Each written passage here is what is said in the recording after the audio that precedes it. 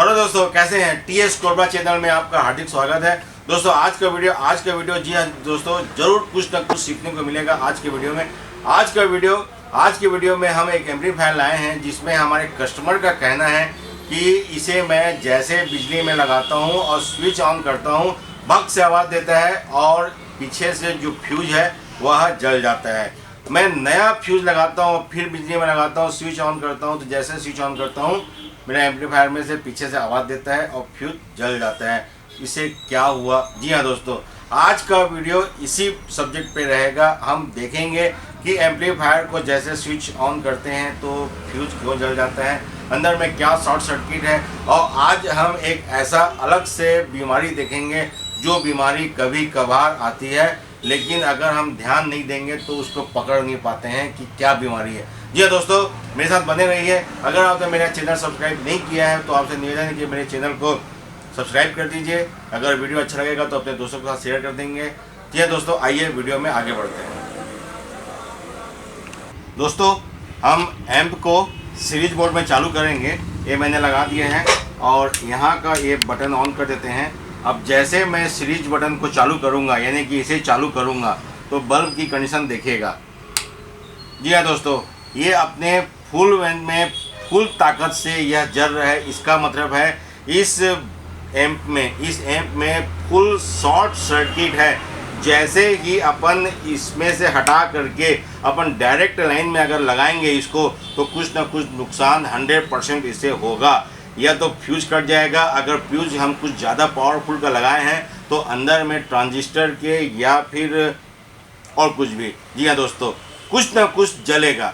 अब देखिए फुल दिखा रहे एकदम, ठीक है दोस्तों।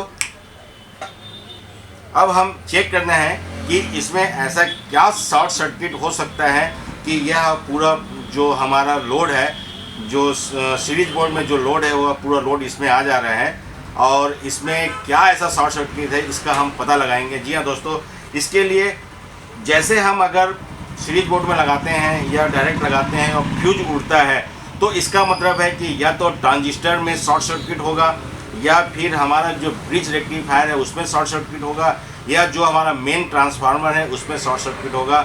यानी कि शॉर्ट सर्किट इसमें कहीं पर भी हो सकता है। तो शुरुआत करने के लिए हम सबसे पहले क्या चेक करेंगे? शुरुआत में हम सबसे पहले अपने मीटर को बीप कंडीशन में लगाएंगे, यानी कि जो सीरीज हम जो बीप में रहता है जिसमें हम कंटिन्यूटी चेक करते हैं, इसमें लगाएंगे हम। दोस्तों शॉर्ट सर्किट होता है तो सबसे पहले हम कहीं पर भी, जैसे ये हमारा ट्रांजिस्टर लगा हुआ है, इधर 1942 होगा, इधर 5200 होगा, तो हम इसमें हम अपने मन से कोई सा भी कहीं भी कुछ भी चेक करना है, कोई वो नहीं लगाना है दिमाग। ये देखिए, ये मैंने दो पॉइंट पे रखा, ये मुझे कुछ रीडिंग दिया, मैंने दूसरे पॉइंट पे रखा, कुछ रीडिंग दिया, इसको भी मैं चेक किया। बस इतना ही काफ़ी है। बस अगर मैं ऐसा रखता हूँ और मुझे बीप की सुनाई नहीं देती है, इसका मतलब है कि मेरा यह पूरा का पूरा ओके है, ये सेक्शन ओके है, इधर दिमाग लगाने की जरूरत नहीं है। हम इधर यह जी मेन है ट्रांसफार्मर, यहाँ बिजली आती है, यहाँ से फिर एसी इसमें जाती है, इसमें जाती है एसी, और यहाँ से ब्रिज रेक्टिफायर ये सब होते हुए फिल्टर करते हुए सप्लाई करता है इधर। तो हम सबसे पहले अपने ब्रिज रेक्टिफायर को ही चेक करेंगे। जी हाँ दोस्तों, मैं ब्रिज रेक्टिफायर में जैसे 2 पॉइंट को लगा रहा हूँ मुझे बीप सुनाई दे रहा है।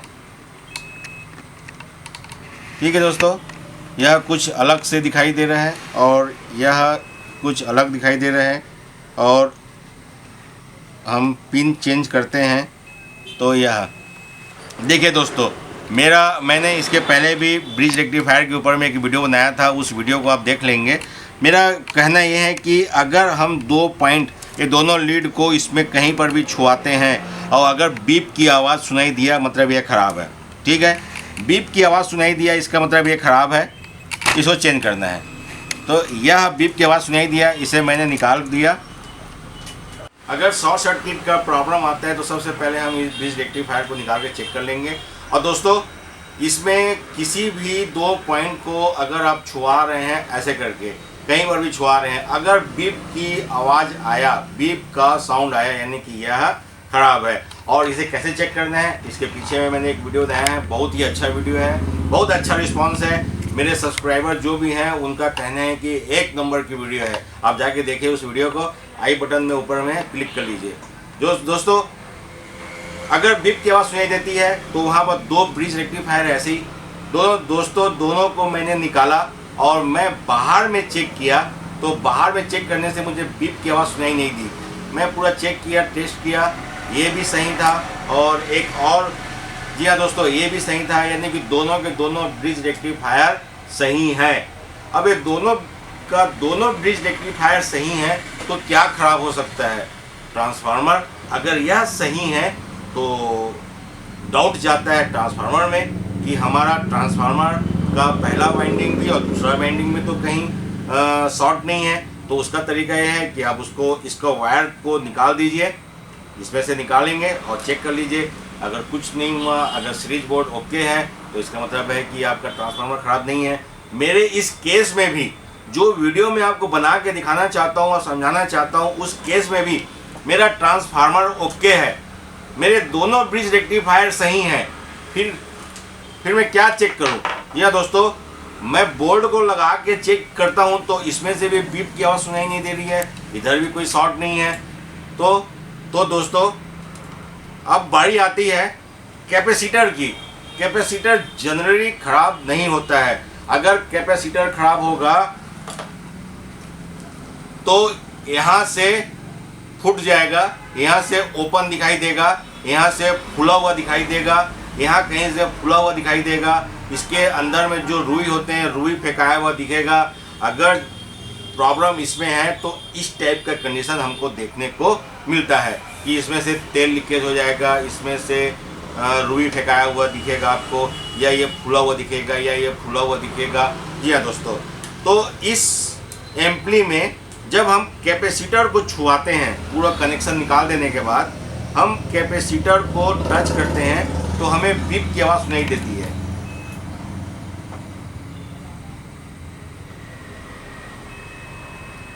कैपेसिटर को छुआते हैं तो हमें बीप की आवाज़ सुनाई देती है। दोस्तों, जब आप शॉर्ट सर्किट चेक करें, आपका सबसे पहले डाउट जाता है ब्रिज रेक्टिफायर का। हम ब्रिज रेक्टिफायर को चेक करेंगे। ब्रिज रेक्टिफायर अगर हमें ओके मिलता है तो एक बार हम इसे भी चेक कर लेंगे। लेकिन दोस्तों, इसे हम सेकेंडरी जो टर्न है, सेकेंडरी जो बैंडिंग है, उसको हम मल्टीमीटर में छुआएंगे तो हमें बीप की आवाज़ सुनाई देगी, क्योंकि बैंडिंग कम रहता है। तो उसका दूसरा तरीका है कि आप सीरीज लैंप से चेक कर सकते हैं। तो मेरे इस एम्प में ट्रांसफार्मर भी ओके निकला, प्लेट भी ओके है, मेरे दोनों ब्रिज रेक्टिफायर भी ओके है। अब मैं कैपेसिटर को छुआ रहा हूँ, बीप की आवाज़ सुनाई दे रही है, तो मैंने इस कैपेसिटर को बाहर निकाला। कैपेसिटर दिखने में बहुत सुंदर है, ऊपर भी कुछ नहीं हुआ है, पूरा बॉडी एकदम ओके है, बॉडी भी एकदम सही है, कहीं से कुछ नहीं है, दिखने में बिल्कुल नया आइटम दिख रहा है, फ्रेश आइटम दिख रहा है। लेकिन जब हम इसे चेक करते हैं, जी हाँ दोस्तों, मीटर में ध्यान देंगे। जी हाँ दोस्तों, कैपेसिटर को मैंने चेक किया तो बीप की आवाज़ सुनाई दे रही थी। मैंने इसे बाहर निकाल लिया, लेकिन देखने में मुझे तो लगा नहीं कि ख़राब है, लेकिन फिर भी मैंने इसे चेक किया। चेक करने पे मुझे थोड़ा सा हैरानी हुई कि यह शॉर्ट दिखा रहा है। जनरली कैपेसिटर शॉर्ट नहीं दिखाता है, या तो फट जाएगा या तो ओपन हो जाएगा, है ना। तो इसमें पूरा का पूरा शॉर्ट दिखा रहा है। ये बीप की आवाज़ सुनाई दे रही है आपको, और रीडिंग देखिए, पूरा 0 के 0 हो गया। ठीक है, अब हम इसको पार्ट भी अगर चेंज करते हैं, प्रोब को चेंज करके भी देखते हैं, तो भी देखिए पूरा शॉर्ट दिखा रहा है। इतना नया कैपेसिटर है और ऐसा शॉर्ट दिखा रहा है। जी हाँ दोस्तों, तो आपको कैपेसिटर भी चेक करना है। कैपेसिटर मैं आपको एक नया दिखा रहा हूँ, दोनों एक ही कंपनी के हैं, एक ही बैच के हैं, एक ही दुकान के हैं। इसे देखिए, अब ये चार्जिंग दिखा रहा है, ये चार्ज हो रहा है, यानी कि यह कैपेसिटर ओके है। और जब मैं प्रोब चेंज करूँगा तो यह माइनस उतरते जाएगा वापस। ये बीप की आवाज़ सुनाई दे रही है। जब जीरो हो जाएगा, जीरो होने के बाद जब प्लस होने लगेगा तो बीप की आवाज़ बंद हो जाएगी। तो इसका मतलब है कि यह एकदम ओके है। अब मैं चेंज करूँगा तो हमें बीप की आवाज़ सुनाई देगी, लेकिन माइनस हो के प्लस होगा वो, तो बीप की आवाज़ आनी बंद हो जाएगी। अब ये बीप की आवाज़ आनी बंद हो गई और प्लस होने लगा, यानी कि एकदम सही है। और उसके विपरीत हम इसको चेक करते हैं तो हमें क्या दिखता है, चार्जिंग ही नहीं हो रहा है, शॉर्ट है, पूरा बिल्कुल शॉर्ट हो गया है। दोनों एक ही दुकान का है और एक ही बैच का है। ठीक है दोस्तों, तो कहने का मतलब है कि आप जब चेक करेंगे तो कैपेसिटर में भी एक नज़र डालेंगे। मैंने इस एम्प में ब्रिज रेक्टिफायर ओके पाया, दोनों के दोनों उसी लगा दिया वापस। ट्रांसफार्मर भी मेरा ओके था। अचानक मैंने इसे चेक किया कि कैपेसिटर भी एक बार चेक करते हैं भाई बोल के, तो कैपेसिटर में ही शॉर्ट सर्किट दिखा रहा है। मैंने कैपेसिटर चेंज कर दिया। कैपेसिटर चेंज करने के बाद मेरा एम्प ओके हो गया। जी हाँ दोस्तों, अगर शॉर्ट सर्किट का प्रॉब्लम आता है तो सीरीज लैंप में आप चेक कीजिए कि आपका, सबसे पहले चेक करने के लिए सीरीज लैंप ही चेक करने हमें। उसके बाद आप ब्रिज रेक्टिफायर चेक कर सकते हैं। ब्रिज रेक्टिफायर के बाद अगर वो सही निकलता है तो एक बार कैपेसिटर चेक कर लीजिए। कैपेसिटर चेक सही निकलता है तो हमें इस बोर्ड के जो पावर ट्रांजिस्टर है इसे चेक करना है। और वो ख़राब है, अगर सही है तो हमें ड्राइवर बोर्ड, जी हाँ दोस्तों, ड्राइवर बोर्ड के ट्रांजिस्टर चेक करने हैं। अगर सब कुछ सही है तो या तो ट्रांसफार्मर ख़राब है या तो फिर आपका कैपेसिटर अंदर से लीकेज है। तो आप कैपेसिटर को आँख बंद करके चेंज कर दीजिए। कैपेसिटर चेंज करेंगे तो आपको बेस पावर भी ज़्यादा मिलेगा, क्योंकि नए कैपेसिटर से आपको बेस पावर ज़्यादा मिलेगा। ठीक है दोस्तों, मैंने इसमें कैपेसिटर चेंज कर दिया है। अब मैं इसे सीरीज बोर्ड में लगा करके आपको दिखाता हूँ। जी हाँ दोस्तों, पंखा भी चालू हो गया है। यह पंखा फैन भी हो गया चालू, और इधर किट की आवाज़ सुनाई दी, जो कि हमारा रिले भी ऑन हो गया है। और लोड देखिए, लोड कैसे आ रहा है इसमें। जी हाँ दोस्तों, यह लोड हट गया है।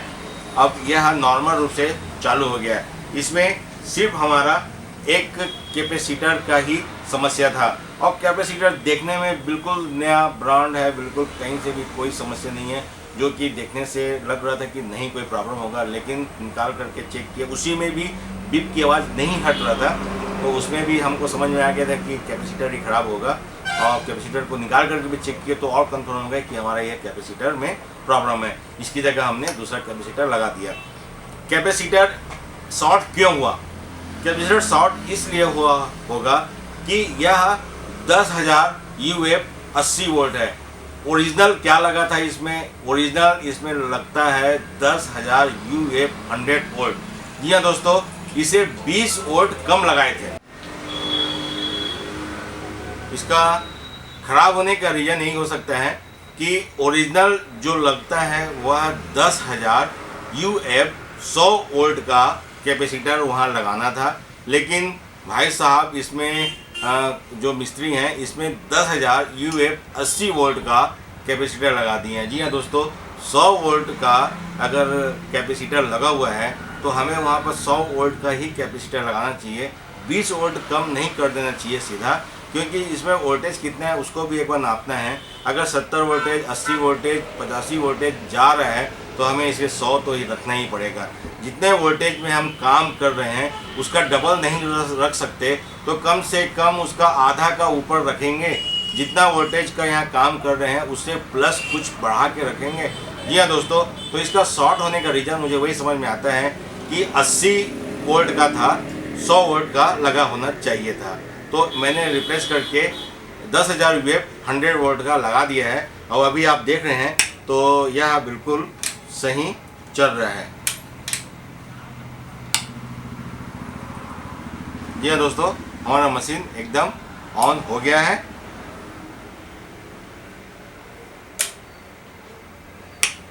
जी हाँ दोस्तों, अगर यह वीडियो आपको पसंद आया होगा तो लाइक कर देंगे, अपने दोस्तों के साथ शेयर कर देंगे। हम फिर एक नई वीडियो के साथ आपसे बहुत जल्दी मिलेंगे। तब तक के लिए अपने दोस्त रमेश कुमार को इजाज़त दीजिए। जय हिंद, जय भारत, जय छत्तीसगढ़।